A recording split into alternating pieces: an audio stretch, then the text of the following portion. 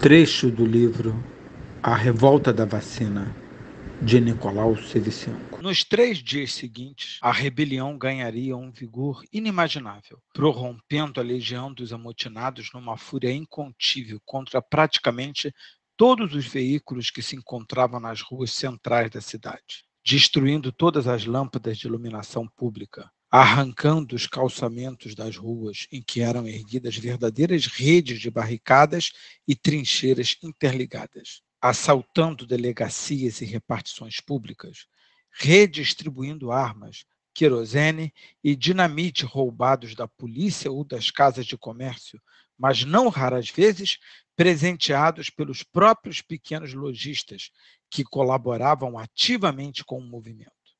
As autoridades perderam completamente o controle da região central e dos bairros periféricos, densamente habitados por grupos populares, como a Saúde e a Gamboa.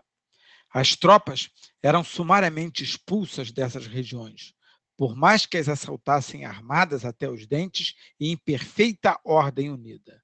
Os becos, as demolições, as casas abandonadas, a topografia acidentada da cidade, tudo propiciava aos insurretos a oportunidade de 1000 armadilhas, refúgios e tocaias.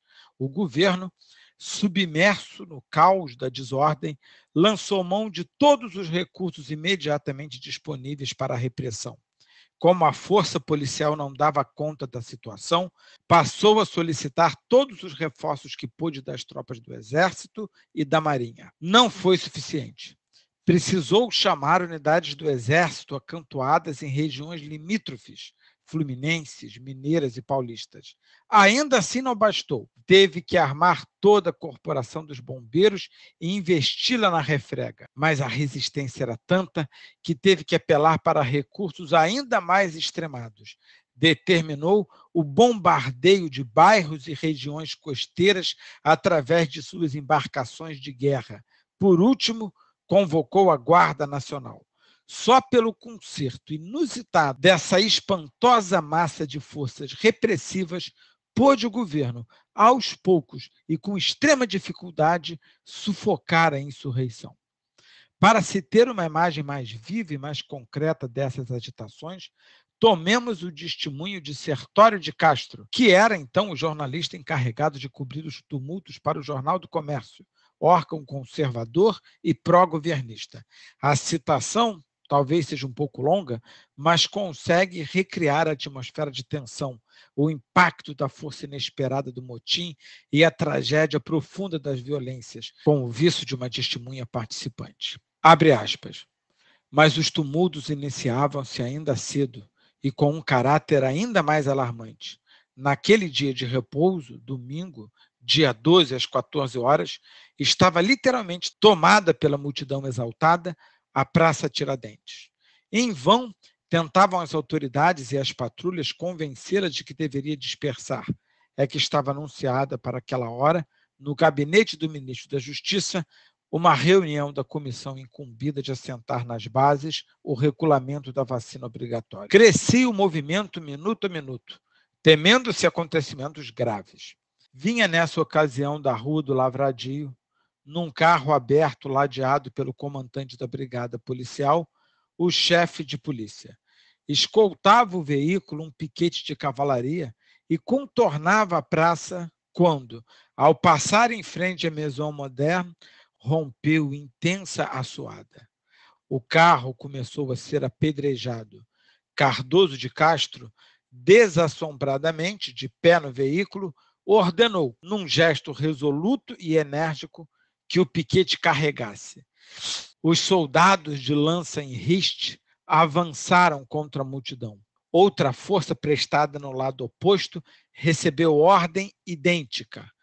Trava-se então uma luta veemente, sibilando balas, cortando os ares, pedras e todas as espécies de projéteis.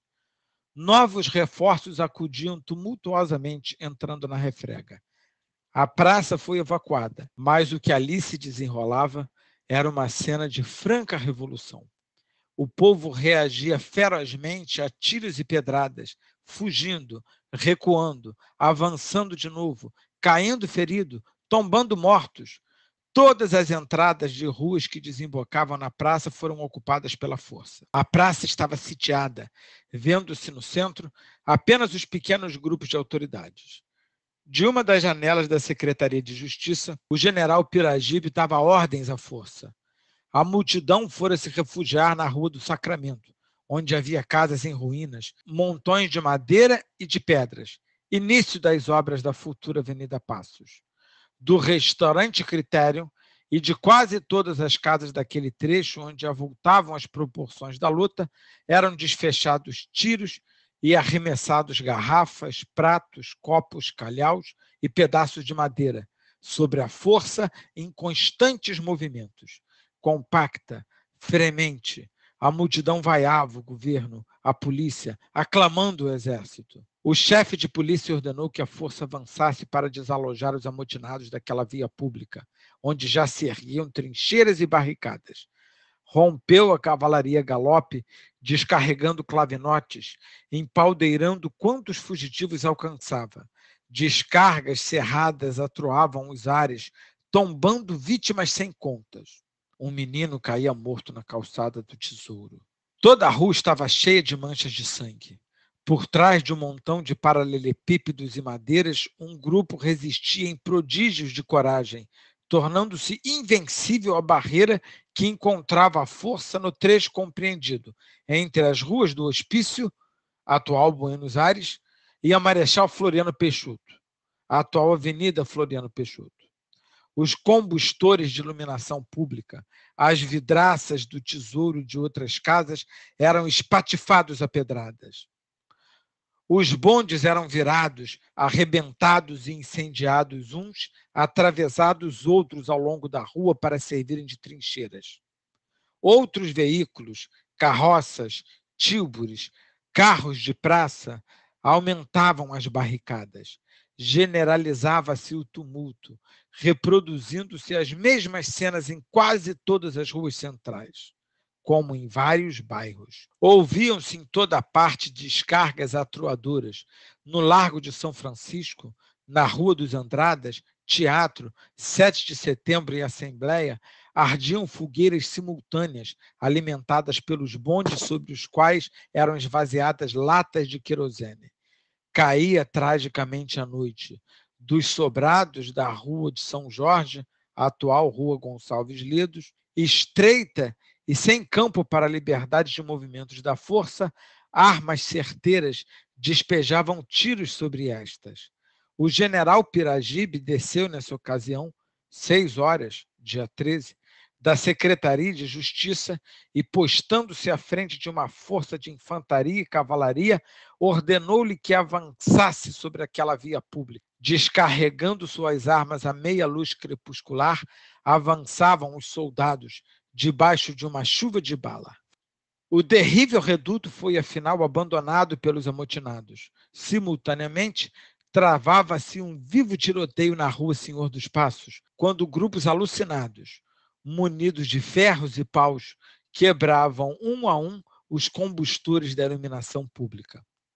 Às 6h10, saía de seu quartel central o corpo de bombeiros, para extinguir outras fogueiras alimentadas pelos bondes assaltados. Meia hora depois, toda a brigada policial estava empenhada na ação, impotente para conter o motim. Saíam para a rua a fim de auxiliá-la as primeiras forças do exército. Os mortos permaneciam onde tombavam, sendo a custo removidos os feridos dos dois campos. Desembarcava daí a pouco, no pátio do arsenal, o Corpo de Marinheiros Nacionais. Às 7h30, estava a cidade completamente às escuras.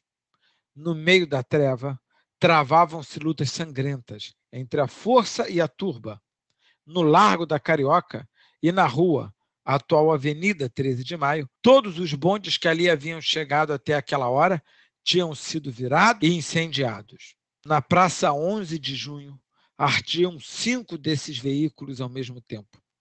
Todas as comunicações com o centro estavam cortadas, tendo sido suspenso o tráfego de todas as linhas de bonde e dos carros e tílbures de praça. A companhia de gás, no Mangue, a atual Avenida Presidente Vargas, era atacada. As linhas telefônicas haviam sido cortadas, ficando as autoridades impedidas de transmitir e receber ordens e instruções. E ao som dessa polifonia feita de estrépito de patas de cavalos no calçamento, gritos, imprecações e gemidos, retinir de espadas e entrechoque de armas, ao clarão das descargas e de incêndios, passou a noite, chegou a madrugada. Na segunda-feira seguinte, 14 de novembro, reencetava-se o mesmo trágico espetáculo, com o mesmo cortejo de episódios antes do meio-dia. Dir-se-ia que os combatentes de um e outro lado haviam eliminado a noite, feita para o repouso.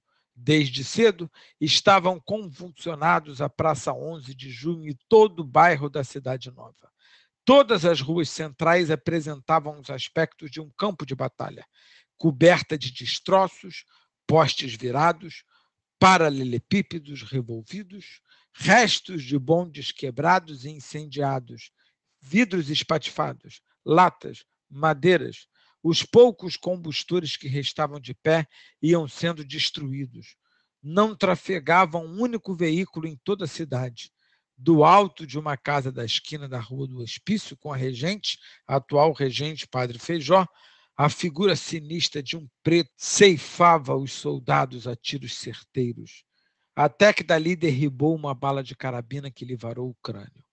Contingentes do exército saíam a cada momento do quartel-general para dispersar grupos de amotinados na Praça da República e nas circunvizinhanças. Por toda parte, gritos, tiros, correrias. As delegacias de polícia, como as da saúde, eram atacadas e invadidas em todas as zonas conflagradas, sem que a força pública pudesse impedir essas cenas vandálicas. Uma circular do chefe de polícia, divulgada naquela manhã, convidava a população a desocupar as ruas, pois iam ser empregadas medidas do máximo rigor na repressão a tumulto generalizado. O famoso bairro da Saúde, convertido num reduto inexpugnável, começava a tornar-se lendário. Sob um tufão de balas havia sido assaltada pela manhã a delegacia policial ali existente. As casas do bairro eram tomadas à força aos seus habitantes para se converterem em pequenas fortalezas, de onde os contingentes militares eram impiedosamente hostilizados. Uma força de infantaria da Marinha, comandada pelo capitão de fragata Marques da Rocha, não havia podido chegar à Praça da Harmonia, atual Praça Coronel Assunção, que, antes das reformas do Porto, era fronteira ao mar, na tentativa que fez com esse objetivo. As barricadas ali construídas de carroças, bondes, colchões, sacos de areia, pedras, trilhos arrancados do solo, postes de iluminação e fios de arame haviam-na repelido. Prosseguia desenfreada em todos os pontos da cidade a luta entre o povo e a força. A Rua do Regente, cheia de casas velhas, estava interceptada por barricadas feitas de montões de areia, veículos arrebentados, pedras e postes de iluminação. Também ali penetrou a cavalaria, travando com os defensores do terrível reduto um sangrento combate. Os mortos e os feridos eram amontoados dentro das casas em ruínas. As casas de armas haviam sido saqueadas. O necrotério cheio de cadáveres. As estações das barcas e da estrada de ferro eram rudentemente atacadas, ficando os vidros de todas as janelas reduzidos a estilhaços. A Câmara dos Deputados, o Senado, os telégrafos, os gasômetros, os bancos, os correios, a alfândega estavam guardados por poderosos contingentes de força da Marinha. Durante toda a noite haviam permanecido abertos e iluminados, com todo o seu pessoal a postos, o Palácio do Governo, as secretarias, os gabinetes de ministro, no Campo de Marte, a atual Praça Noronha Santos, na defesa do gasômetro central, travou-se um renhido combate entre os amotinados e um grupo de 200 guardas civis, tombando mortos e feridos.